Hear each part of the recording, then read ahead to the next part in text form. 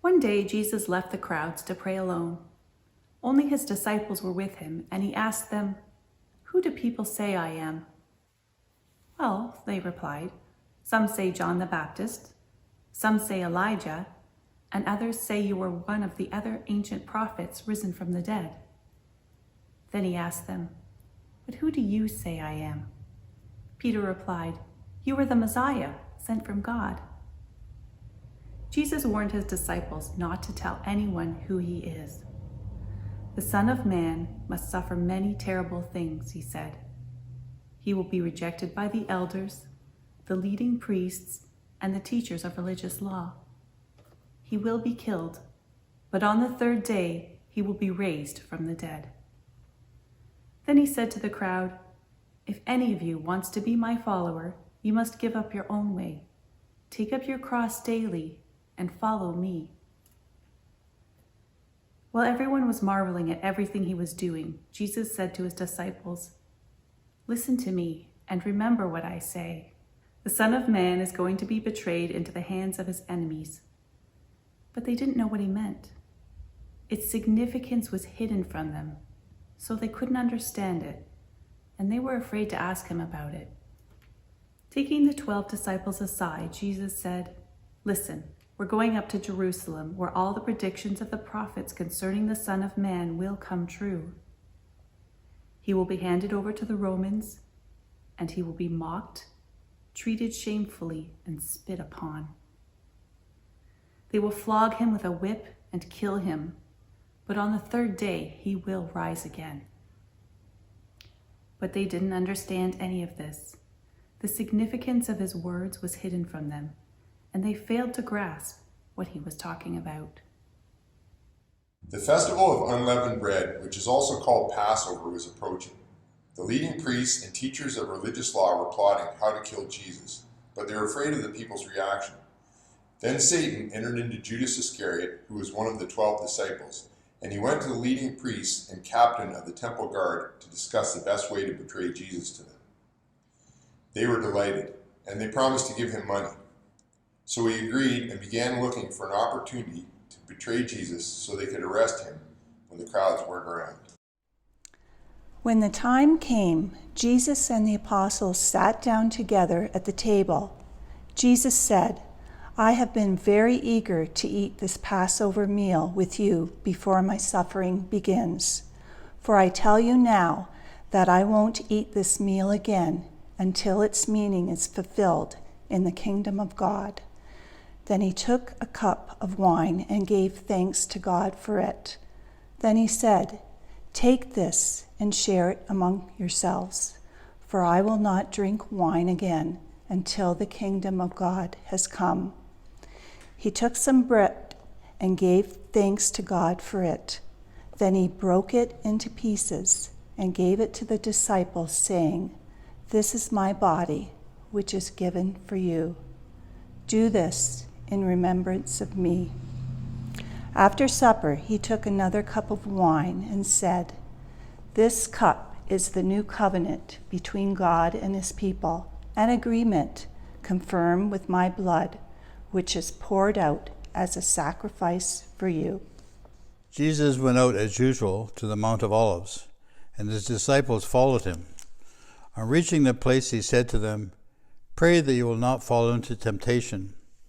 He withdrew about a stone's throw beyond them, knelt down and prayed, "Father, if you're willing, take this cup from me, yet not my will, but yours be done." An angel from heaven appeared to him and strengthened him. And being in anguish, he prayed more earnestly, and his sweat was like drops of blood falling to the ground. When he rose from prayer and went back to the disciples, he found them asleep, exhausted from sorrow. "Why are you sleeping?" he asked them. "Get up and pray so you'll not fall into temptation." But even as Jesus said this, a crowd approached, led by Judas, one of the 12 disciples. Judas walked over to Jesus to greet him with a kiss. But Jesus said, "Judas, would you betray the Son of Man with a kiss?" When the other disciples saw what was about to happen, they exclaimed, "Lord, should we fight? We brought the swords." And one of them struck at the high priest's slave, slashing off his right ear. But Jesus said, "No more of this." And he touched the man's ear and healed him. Then Jesus spoke to the leading priests, the captains of the temple guard, and the elders who had come for him. "Am I some dangerous revolutionary," he asked, "that you come with swords and clubs to arrest me? Why didn't you arrest me in the temple? I was there every day. But this is your moment, the time when the power of darkness reigns." The guards in charge of Jesus began mocking and beating him. They blindfolded him and said, "Prophesy to us. Who hit you at that time?" And they hurled all sorts of terrible insults at him. At daybreak, all the elders of the people assembled, including the leading priests and the teachers of the religious law. Jesus was led before this high council, and they said, "Tell us, are you the Messiah?" But he replied, "If I tell you, you won't believe me. And if I ask you a question, you won't answer. But from now on, the Son of Man will be seated in the place of power at God's right hand." They all shouted, "So are you claiming to be the Son of God?" And he replied, "You say that I am. Why do we need other witnesses?" They said, "We ourselves heard him say it." Then the entire council took Jesus to Pilate, the Roman governor. They began to state their case. "This man has been leading our people astray by telling them not to pay their taxes to the Roman government and by claiming he is the Messiah, a king." So Pilate asked him, "Are you the king of the Jews?" Jesus replied, "You have said it." Pilate turned to the leading priests and to the crowd and said, "I find nothing wrong with this man." They became insistent. Then Pilate called together the leading priests and other religious leaders, along with the people, and he announced his verdict. "You brought this man to me, accusing him of leading a revolt. I have examined him thoroughly on this point in your presence and find him innocent." Herod came to the same conclusion and sent him back to us. "Nothing this man has done calls for the death penalty, so I will have him flogged, and then I will release him." Then a mighty roar rose from the crowd, and with one voice they shouted, "Kill him and release Barabbas to us." Barabbas was in prison for taking part in an insurrection in Jerusalem against the government and for the murder. Pilate argued with them because he wanted to release Jesus, but they kept shouting, "Crucify him! Crucify him!" For the third time he demanded, "Why? What crime has he committed? I have found no reason to sentence him to death, so I will have him flogged, and then I will release him." But the mob shouted louder and louder, demanding that Jesus be crucified, and their voices prevailed. So Pilate sentenced Jesus to die as they demanded. As they had requested, he released Barabbas, the man in prison for insurrection and murder, but he turned Jesus over to them to do as they wished. As they led Jesus away, a man named Simon, who was from Cyrene, happened to be coming in from the countryside. The soldiers seized him and put the cross on him and made him carry it behind Jesus. A large crowd trailed behind, including many grief-stricken women. But Jesus turned and said to them, "Daughters of Jerusalem, don't weep for me, but weep for yourselves and for your children. For the days are coming when they will say, 'Fortunate indeed are the women who are childless, who never bore babies, who never nursed.'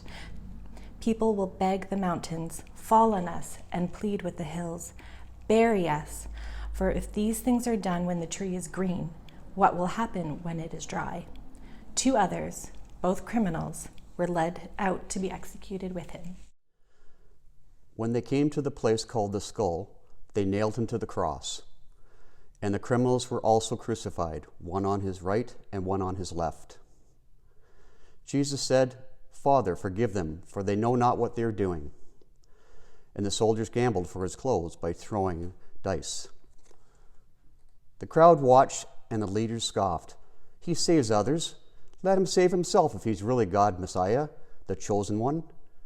The soldiers mocked him too by offering him a drink of sour wine. They called out to him, "If you are the king of the Jews, save yourself."